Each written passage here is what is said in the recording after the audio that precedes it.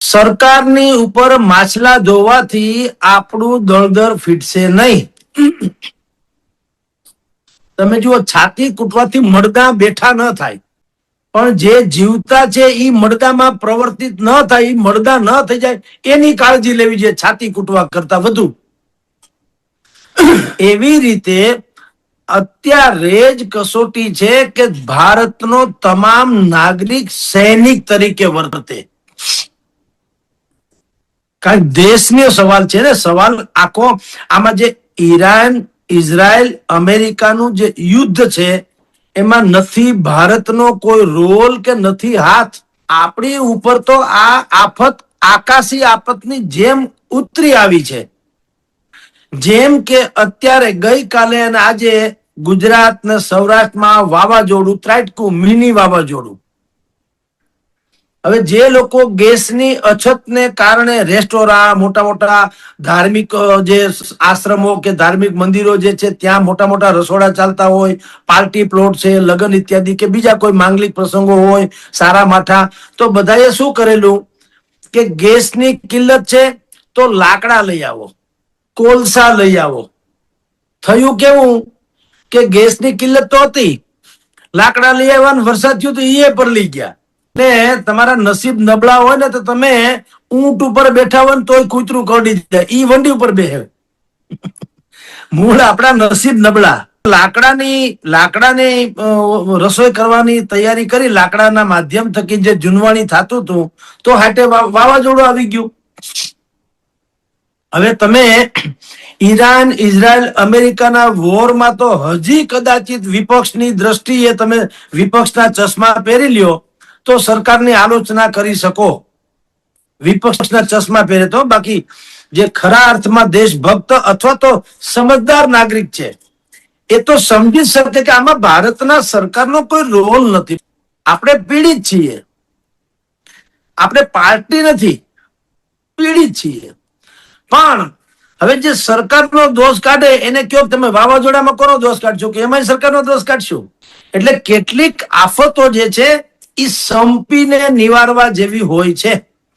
અત્યારે વડોદરા, રાજકોટ, સુરત, મોરબી તમામ જગ્યાએ જે ઔદ્યોગિક ગેસ થી માંડીને રાંધણ ગેસની એટલી કિલ્લત છે કે નાના મોટા સેંકડોની હજારોની સંખ્યામાં કારખાના, ફેક્ટરીઝ કે યુનિટ્સ બધા બંધ થઈ ગયા, તાળા માર્યા કાયદેસર.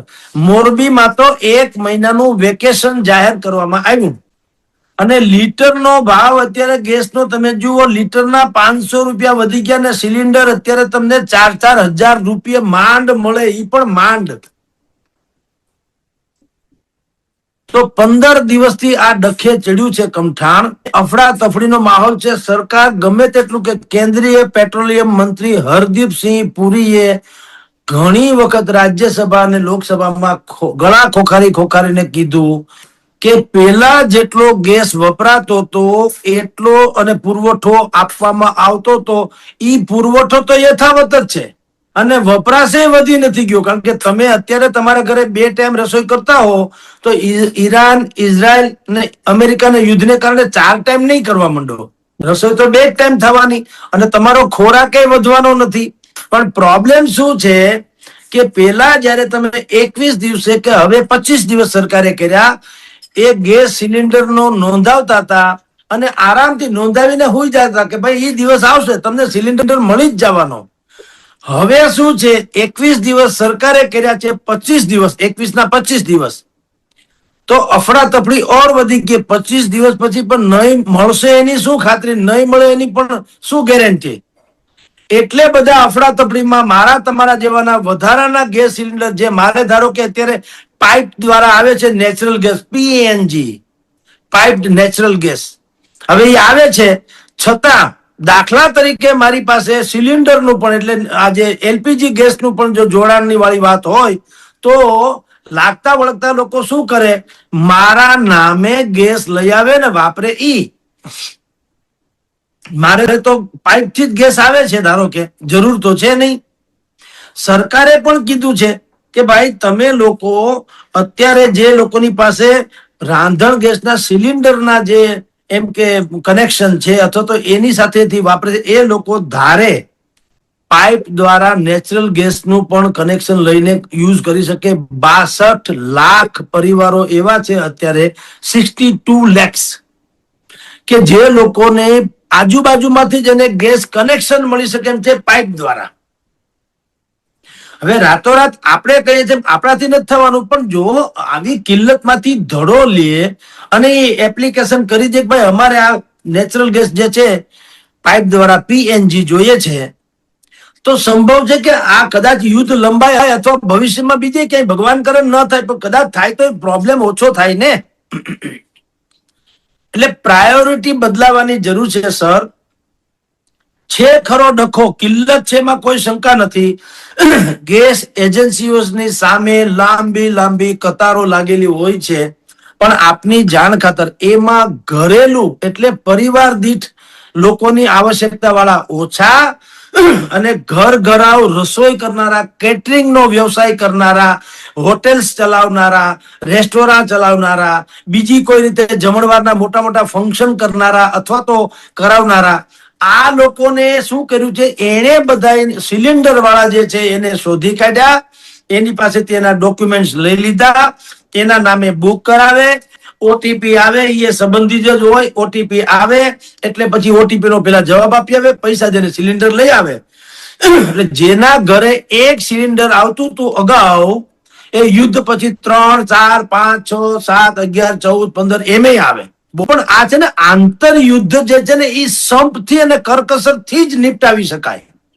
યુદ્ધ છે, સરહદ ઉપર સૈનિકો છે જ.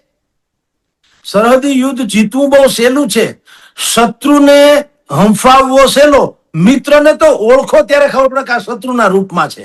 આ જે આંતરિક યુદ્ધ આપણે છે અત્યારે કિલ્લત છે, તો હું તમને કહું કેટલાય એવા સમારોહો અત્યારે પણ ચાલી રહ્યા છે જે કદાચ અનિવાર્ય નથી.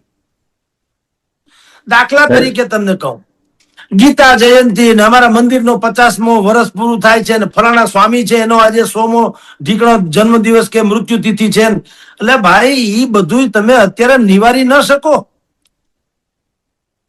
તમે કોઈ મળતું હોય તો એને ચિતામાં બાળ્યા વગર હાલે નહીં એવું આપણે સમજીએ, અથવા તો બીજી કોઈ રીતે પણ એનો અગ્નિદાહ કરે, છૂટકો છે હાલો.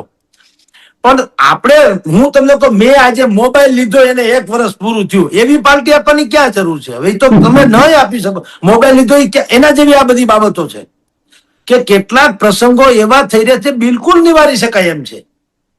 તો બલકે એ લોકો એવા પ્રસંગ કેન્સલ કરી અને ખરેખર તો પ્રેસ આઉટ કરાવવું જોઈએ કે અમે લોકો, કોઈ પણ ધાર્મિક સંસ્થા કે સામાજિક સંસ્થા, કે ભાઈ અમે લોકો ફલાણા પૂર્વ આયોજિત હતું જ અમારું કાર્યક્રમ, અને એ કાર્યક્રમમાં આટલા લોકો જમવાના હતા, આટલા ટાણા 2 કે 3 ટંક, અને એમાં મિનિમમ આટલા 1000 ગેસના બાટલા તો વપરાવાના હતા ને હતા જ. પરંતુ દેશની સ્થિતિ અત્યારે નાજુક છે અને કેટલાય ગરીબના ચૂલા જે છે એ સળગી ન એટલે એ ઠરી જાય એવી, અને સળગે નહીં, પ્રગટી ન શકે એવી સ્થિતિ છે. ત્યારે અમે લોકો એવો નિર્ણય કરીએ કે આ તથાકથિત ઉત્સવ હાલ તુરંત મોકૂફ રાખીએ.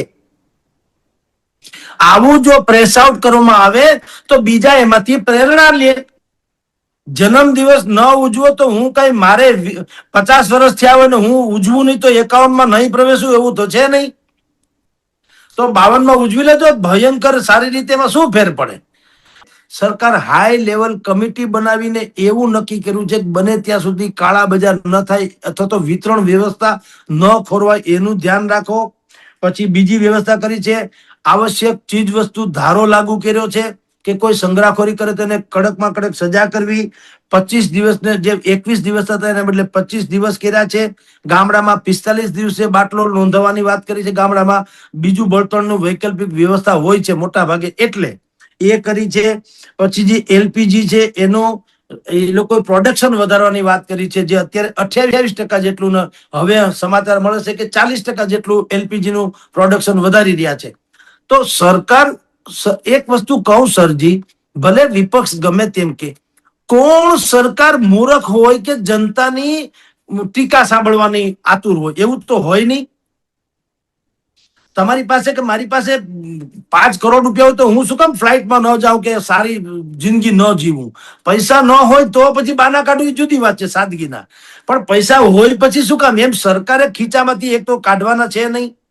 માની લ્યો એને અને ગેસ આપીને એને ક્યાં કહે તો પછી ધારો કે એની પાસે એટલી બધી ઉપલબ્ધિ હોય, બધાને મફતમાં ગેસ સિલિન્ડર આપીને વાહવાહી ન લૂંટાવે, એવું નથી કરતી. એ પણ મહેરબાની છે.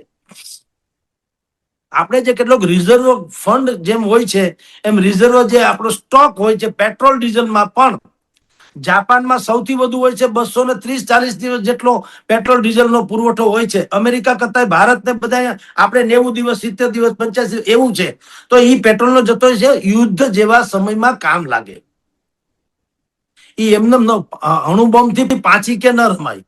પાછી કડે રમવાના પાણા જુદા હોય, અણુબોમ્બ જુદા હોય. અણુબોમ્બ થી પાછી કે ન રમાય. એમાં રિઝર્વ જે ફંડ કયો કે રિઝર્વ જથ્થો કયો એને એમ સામાન્ય રીતે વાપરી ન રખાય. જ્યાં સુધી બને ત્યાં સુધી કરકસર ઇત્યાદિ વ્યવસ્થા કરવી પડે.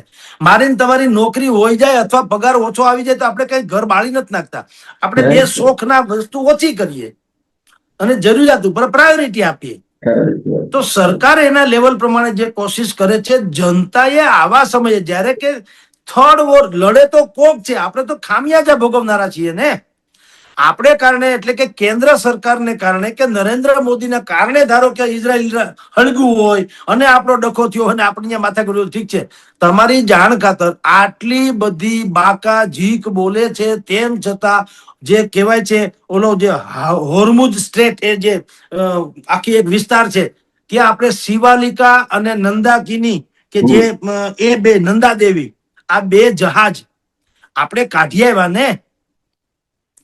તમે વિચાર કરો કેટલું આમાં 92,70,000 લીટર આટલું એમાં એટલા ટન આપણે એમાંથી બે જહાજનો કરો તો 92,70,000 ટન ઈ સહી સલામત અહીંયા ગુજરાતના કચ્છના કંડલા બંદર સુધી લઈ આવ્યા. બોલો તો આ પણ